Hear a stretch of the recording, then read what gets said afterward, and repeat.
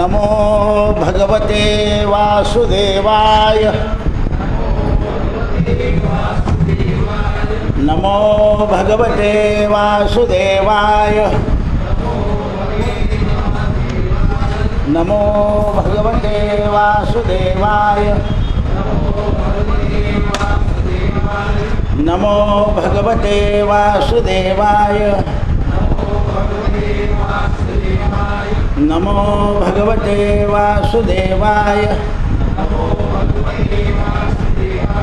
नमो भगवते वासुदेवाय नमो नमः। श्री कृष्ण गोविंद हरे मुरारे हे नाथ नारायण वासुदेव श्री कृष्ण गोविंद हरे मुरारे हे नाथ नारायण वासुदेव गोपाल कृष्ण भगवान की जय। आज नाव मागवायची आहे। राम सुमंताला निरोप देणार आहे, अयोध्येमध्ये जायला आज्ञा देणार आहे, माता पितांना संदेश देणार आहे आणि सुमंताचा वनामध्ये राहण्याचा आग्रह रामाला होणार आहे। शेवटी सुमंताला परत फिरावं लागणार आहे। सीता 14 वर्षानंतर परत येईल म्हणून गंगेला प्रार्थना करणार आहे। नावाड्याचा आनंद घेऊन गंगा पार जाणार आहे। एवढे विषय आजच्या वर्णनामध्ये आहे। राम रात्री निद्रा घेत आहे। सकाळी लक्ष्मणानं रामाला जागृत केलं आहे। ज्याप्रमाणे अयोध्येमध्ये रामाला जागृत करायला भाट येत होते, त्या भाटाचं काम लक्ष्मणानं स्वीकारलं। रात्रभर जागरण नाही आणि सकाळीच रामाला उठवत आहे।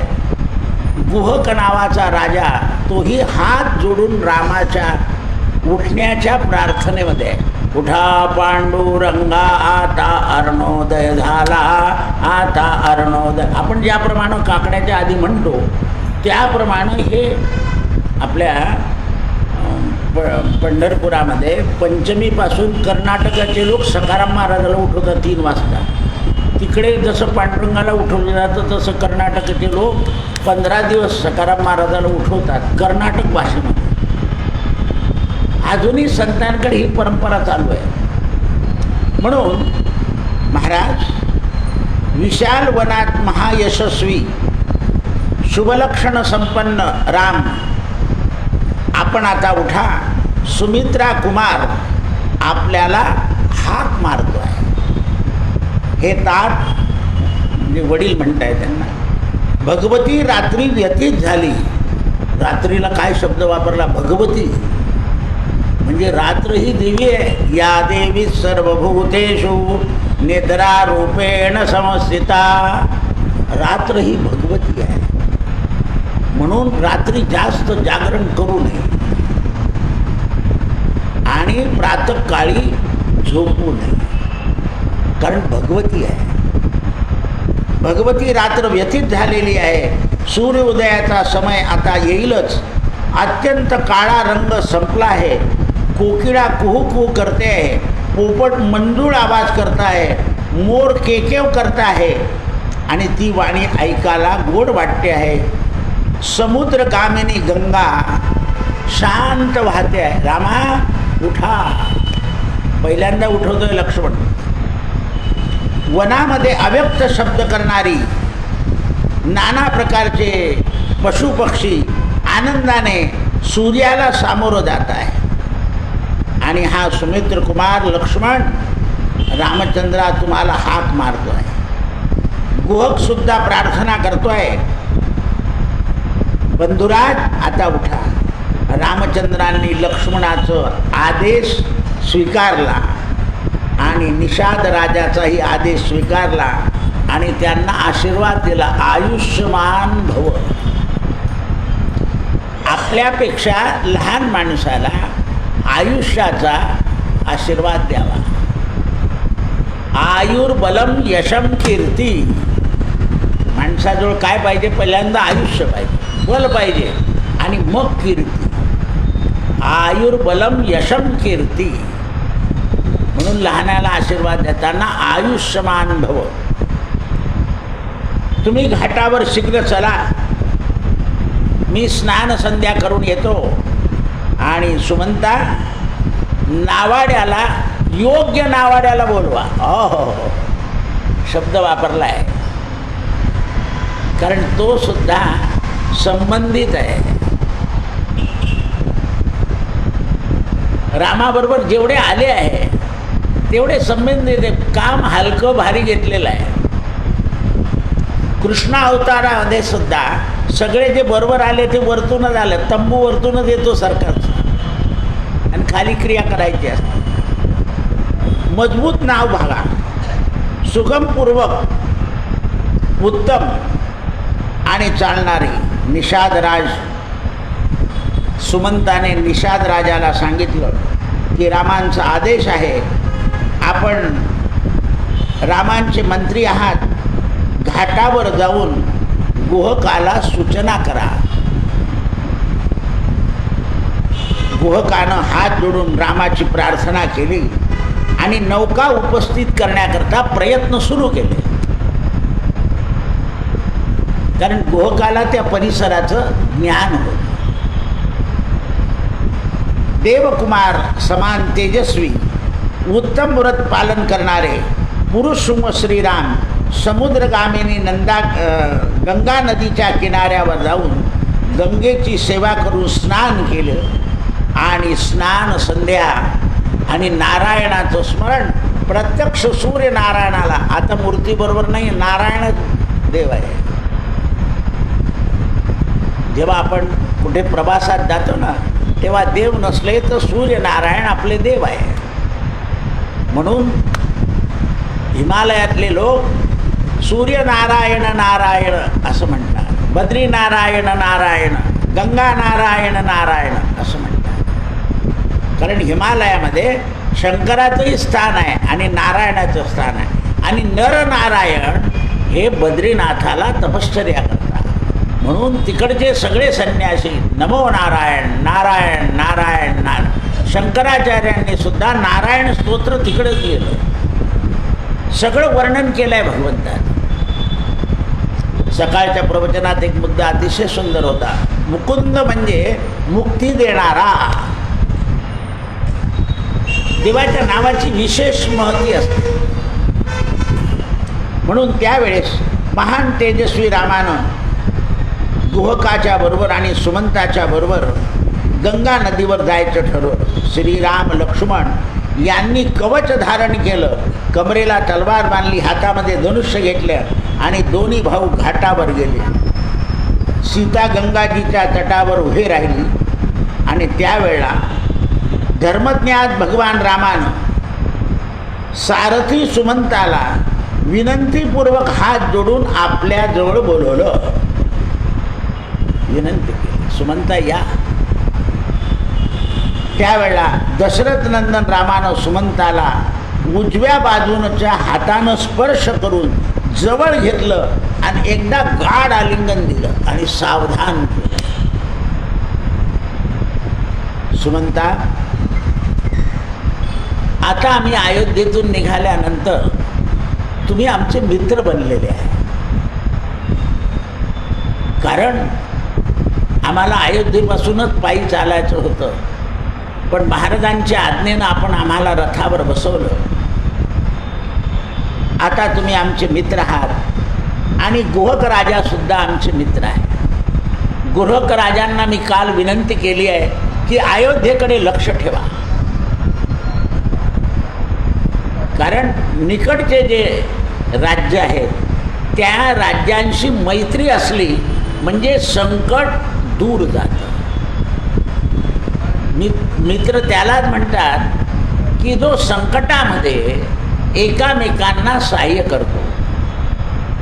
मित्राची खात्री संकटाच्या वेळी होते. पार्टीच्या वेळेला नाही.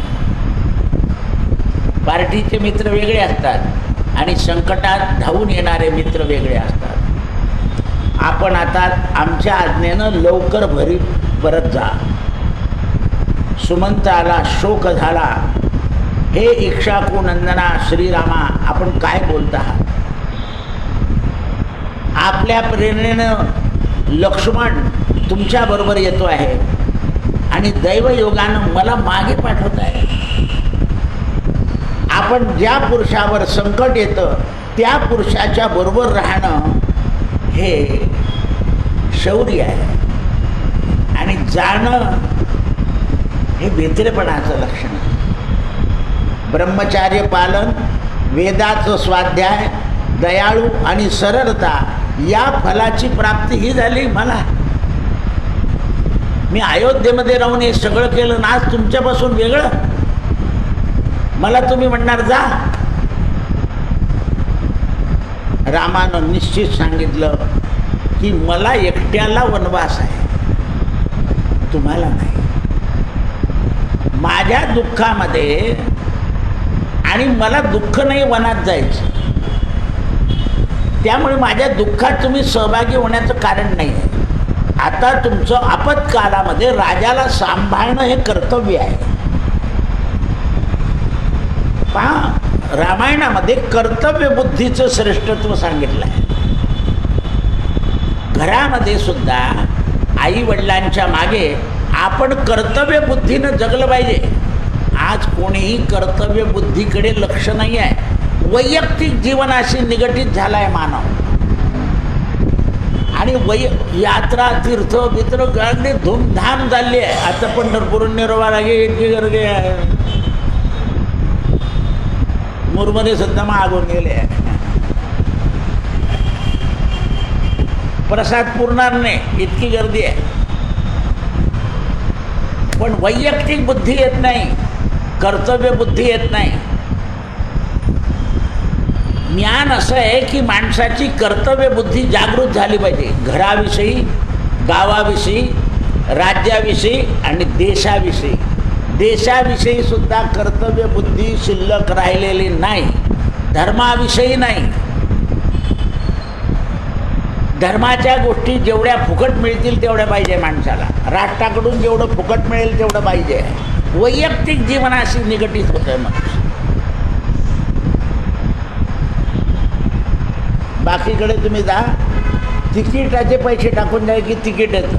आपल्याकडे तर विदाऊट तिकीट जायची फारच मस्त सवय झाली. काय करणार आहे? अजूनही रेल्वेमध्ये त्या याचं डबा साखळीने बांधून ठेवावा लागतोय. स्वातंत्र्याचं कितवं वर्ष चालू आहे आता? हां, तरी ते बांधून ठेवावं लागतंय, कारण ते बी घेऊन जातात लोक.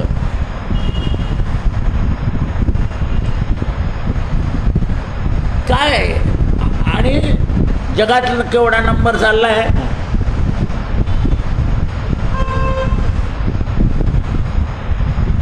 दिशा मिळत नाही आहे, दिशा भूल होते आहे. चांगल्या कामाला विरोध होतोय कारण वैयक्तिक कर्तव्य बुद्धीची जागृती नाही आहे. ग्रंथ माणसाला कर्तव्य बुद्धी जागृत करून देतात. त्यावेळेला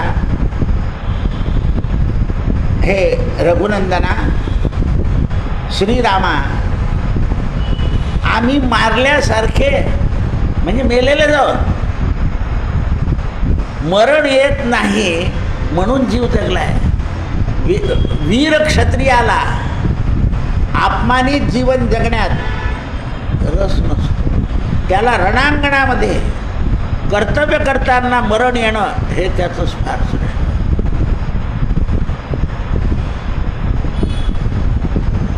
राजा दशरथाच्या बरोबर अनेक ठिकाणी देव, इंद्र, वरुण, कुबेर यांच्या समवेत जाण्याचा वेळ आला. आणि आज या अयोध्येवर दशरथ राजाला शोक आणि त्याच्या मागे सुमंताला महाशोक.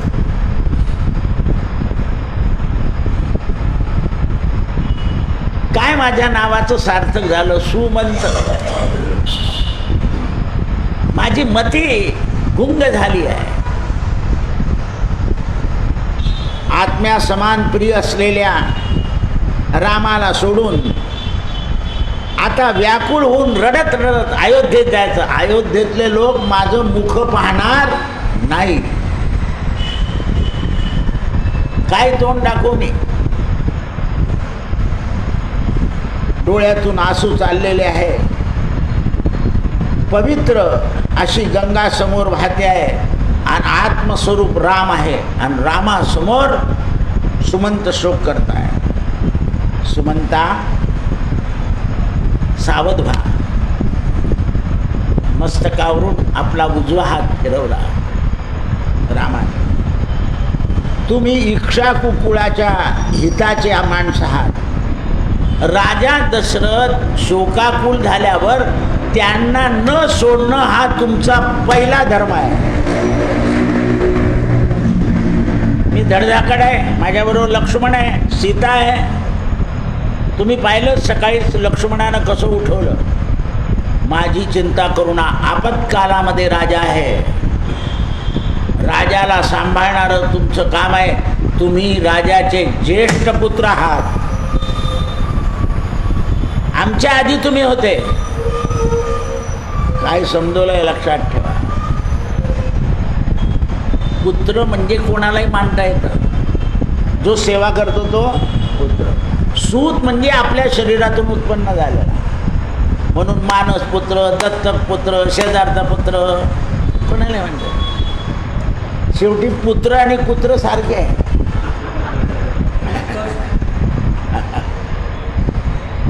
कुत्र जसं अंगावर येतं तसे पोर आले अंगावर येतात. तुम्हाला समजत नाही गोष्ट. बघा म्हणजे काय झालंय. वडिलांना सांगताना बाबा आता मी पाहतोय ना, तुम्ही शांत राहा असं बोललं पाहिजे. कशाला मध्ये मध्ये तोंड घालताय. लोक काय म्हणतील. 3 गल्लीला ऐकू जातं ते. लक्षात घ्या, आपण पुत्र आहे का सूत आहोत का पूत आहोत. लक्ष द्या.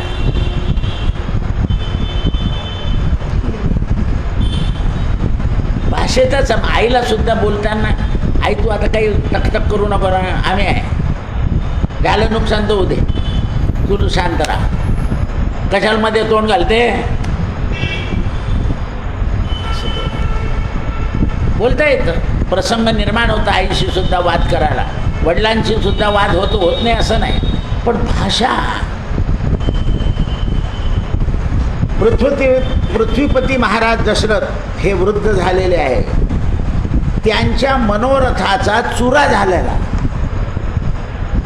काय मनोरथ केलं होतं. रामाचा राज्याभिषेक. आणि एका रात्रीत जणू काय ती रात्र महाकालीच्या स्वरूपात झाली. आणि ते महाकालीचं रूप कोणी घेतलं. कैकेयी.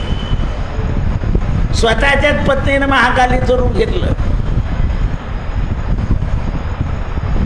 कलकत्त्याची कालभवानी, तुळजापूरची माता रमणी, कोल्हापूरची महालक्ष्मी. म्हणून सगळे हल्ली महालक्ष्मीकडे पळतात, पण फक्त पैसा करता बरं, चांगलं वागण्याकरता नाही. आम्ही तिरुपतीला गेलो ना, कोल्हापूरला काही आलो नाही, आमचे शेजारचे गेले म्हणून त्यांनी गाडी घेतली.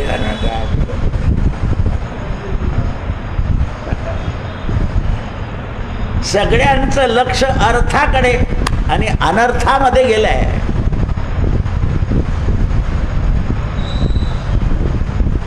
हे लक्षात ठेवा.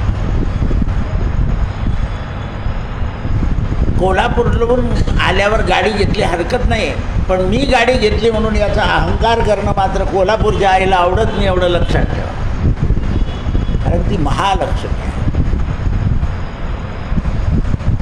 ज्या वेळेला कोल्हापूरला आईसाहेबांना पाठवायचं होतं भगवंताला, तेव्हा स्वतः दिवसा झोपाचं ढोंग केलं. लक्ष्मीला म्हणाले देव की मला झोप येते. तर लक्ष्मी म्हणजे तुम्ही झोपता का. मग मी फिरून येते. मग तू फिरत आता.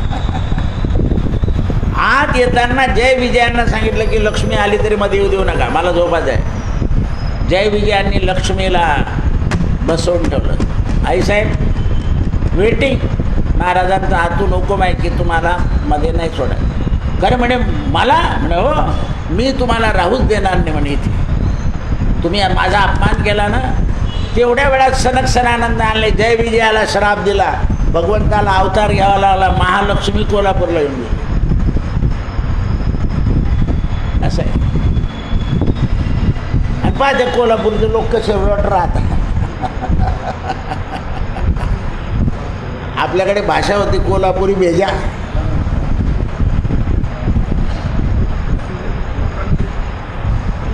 लक्षात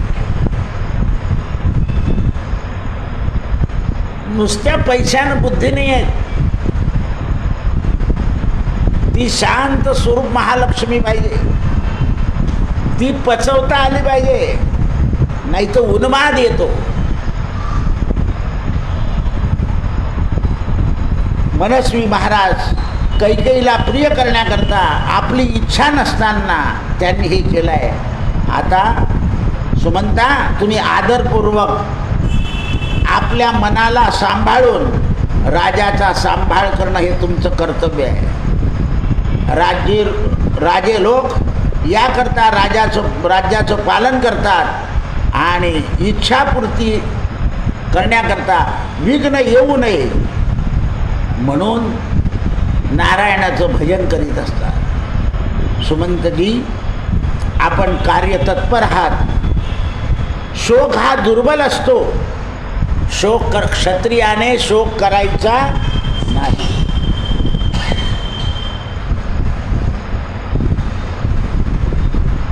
ज्यांनी कधी दुःख पाहिलं नाही अशांवर सुद्धा दुःख येतं.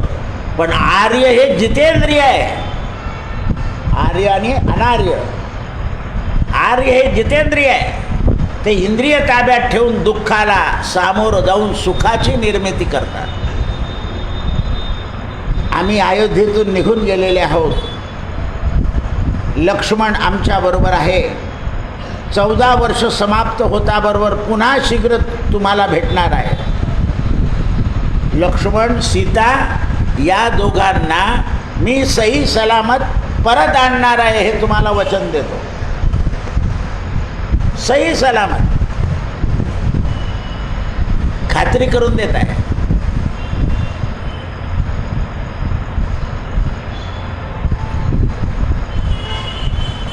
सुमंत महाराज आपण माझ्या मातेला कौसल्या, सुमित्रा आणि कैकेयी यांना कुशल समाचार सांगा की राम आनंदात वनात गेलाय. पण तुमच्याकडून सुद्धा कैकेयीचा अपमान व्हायला असा निरोप नाही सांगायचा की राम कुशल आहे. आई साहेब राम कुशल काय शिकवलं.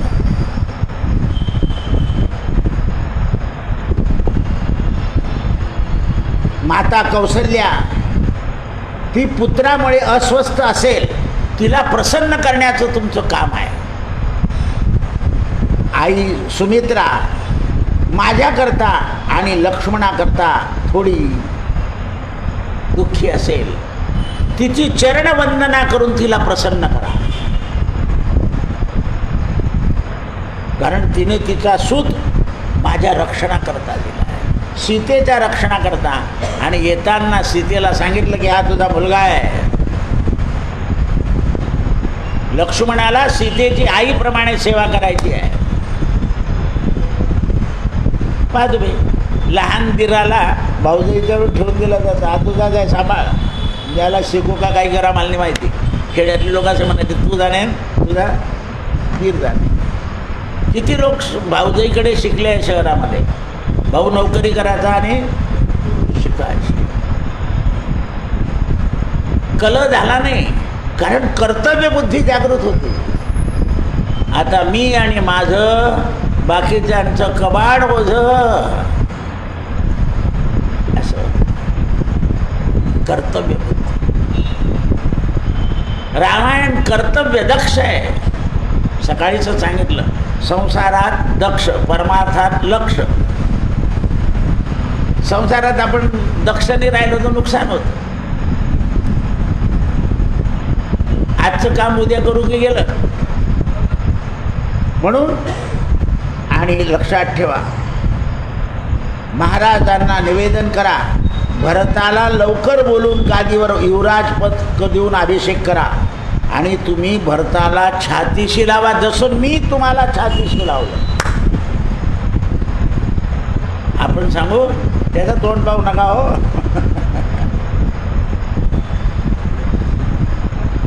भरताला गादीवर बसल्यावर तुम्ही मदत करा. भरताला माझा संदेश द्या की तुझं वर्तन तिन्ही मातेंशी समान असलं पाहिजे, राजा दशरथाशी समान असलं पाहिजे. दृष्टीमध्ये कैकेयीला वेगळं स्थान देऊ नका. शब्दाकडे लक्ष द्या. दृष्टीमध्ये, नाही तर काही वेळा मनुष्य काय करतो, वरवर चांगलं म्हणतो ना तू.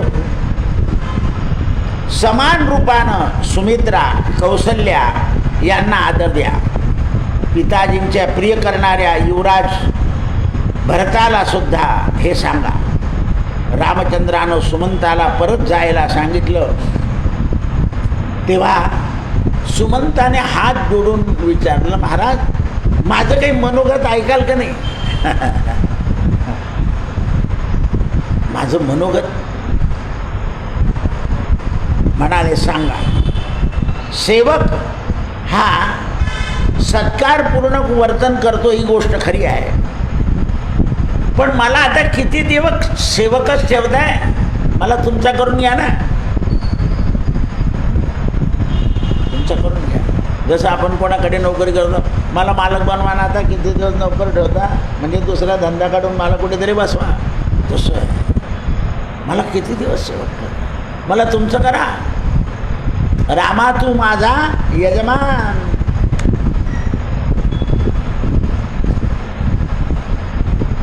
महाराज मला तुमच्याबरोबर येण्याची संधी मिळाली पाहिजे.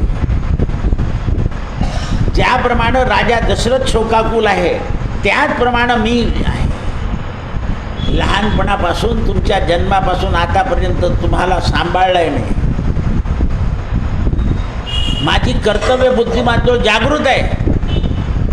राज्याचं कर्तव्य आता माझं वृद्धापकाळात पदार्पण झालेलं आहे. आता मला ती कर्तव्य बुद्धीपेक्षा आत्मबुद्धीकडे वळणं अत्यंत महत्त्वाचं आहे. आत्मबुद्धी, स्वबुद्धी हितार्थ आहे. आता बुद्धीचा विशेष आहे का? स्वबुद्धी हितार्थ आहे. आपल्या बुद्धीने कधी नुकसान झालं तर आपण म्हणून काढून भरून काय लागतं, म्हणजे स्वबुद्धी हितार्थ आहे. गुरुबुद्धी विशेषता गुरुची. पण हल्लीच्या गुरूंचा भरोसा नाही. माझे पुस्तकच मी, माझ्याकडे एकदा हे रवंजाचे महाराज आहे ना, यांचा एक शिष्य आला. तर ती बाई त्यांची शिष्य होती आणि त्या बाईचा नवरा इकडच्या कोणत्या बुवाचा शिष्य होता. तो एक एक महिना रजा काढून त्याला बोलवे, म्हणजे वर्षातून 2-3 महिने.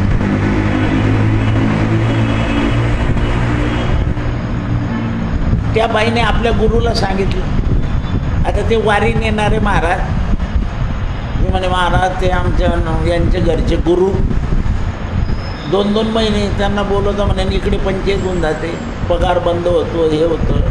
बरं चांगले इंजिनियर आहे. ते म्हणे बाई हे ज्ञान मला काही नाही, तू राम मंदिरात जाऊन जागायला इथं. बरं बाई आली म्हणे, मला रवंजाच्या महाराजांनी पाठवलं. म्हणजे काय काम आहे?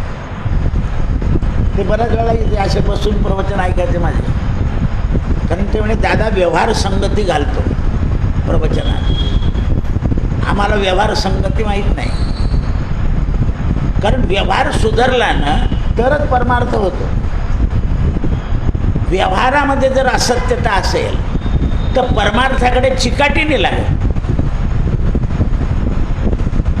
तर म्हणे दादा असं असं आहे.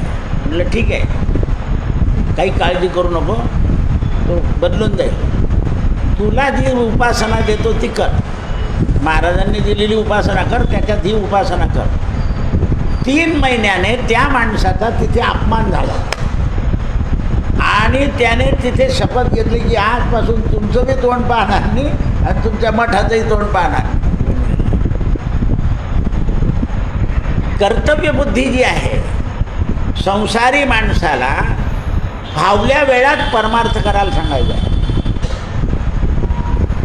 त्याला घर जाणून श्राद्ध करायला नाही सांगितलेलं आहे. आधी प्रपंच करा नेटका, मग लागावे परमार्थाच्या विवेका. प्रपंच सांडवणी परमार्थ कराल, तेने तुम्ही कष्टी पावाल. नेटका करा. तो नेटका होत नाही, पण तरी त्याला नेटका करायचा असतो. आपण गावात गेलो आहे, आपल्याकरता देवाला पत्नी रविवार आहे, सगळे बरोबर जेव ठरवलं आहे, म्हणून गावातलं काम पटकन आठवायचं, देवाच्या वेळेत याला म्हणायचं नेटका. नाही ते वाटत पाहत राहता. तर म्हणतो का मला काय एकच काम आहे का, खावल्यानं काय होतं असं बोलतो. त्यांच्या आनंदाचा काय केला, उलट मित्राला सांगायचं अरे एक पैसे देणारा येणार आहे भाऊ, तो चालला जाईल तर माझे पैसे, खोटं बोलू द्यायचे, पण यांच्या आनंदात सामील हो. कारण मित्र चाटा मारावं लागतं मित्रांची काय, कारण खाऊ मित्रांचं काय असतं.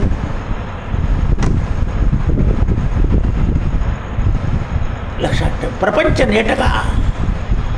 मुलं पत्नी पुरं थांबलेले असतात, बाबाबरोबर जेव आजचा रविवार आहे, हा तिकडे भजे खात बसतो. काय तुम्ही नेटका करा, नाही तर उपयोग नाही. लहान मुलं सुद्धा पोटात तुटत नाही माणसाच्या, अशी वृत्ती झाली माणसाची. म्हणा सुमंत म्हणाले, महाराज युद्धामध्ये अनेक पराक्रम झालेले आहे, मी शेवटी सारथी बनलेलो आहे.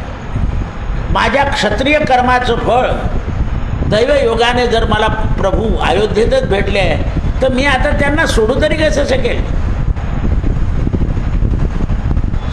आपण प्रभू आहात, मी ओळखलाय तुम्हाला.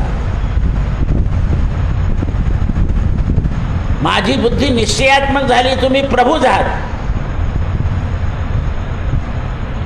राम हसले,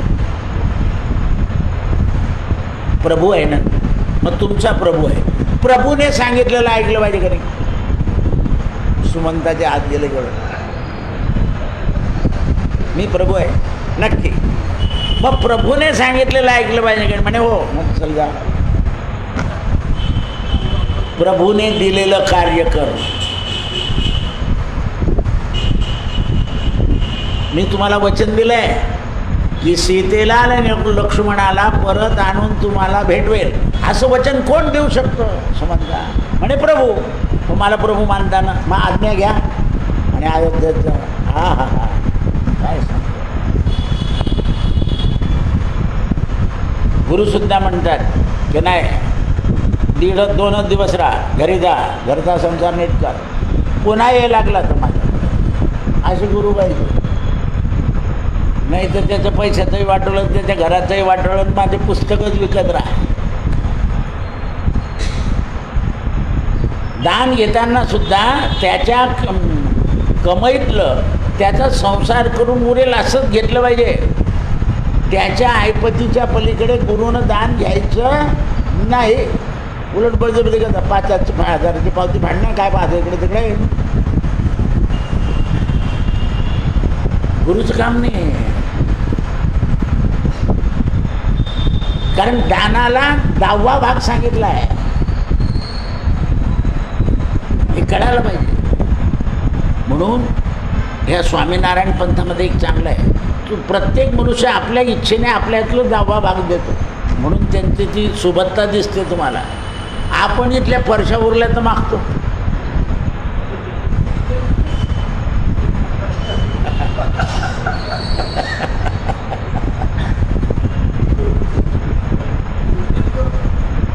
असं आहे ते. इथे टाकायचं काही, न्यायचं नाही.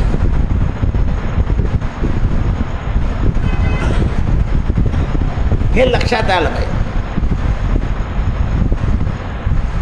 जशी बुद्धी तुम्ही चालवली तशी तुम्हाला आज्ञा करतोय, जा.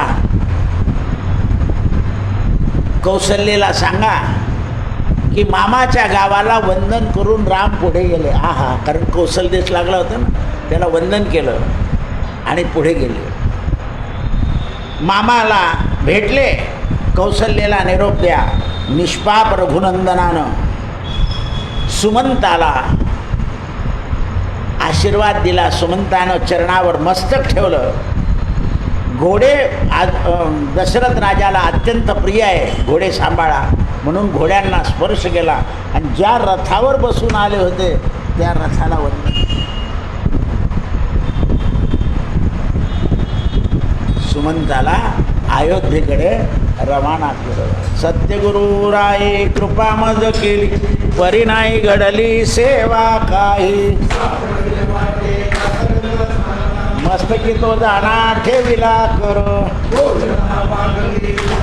शेर पडला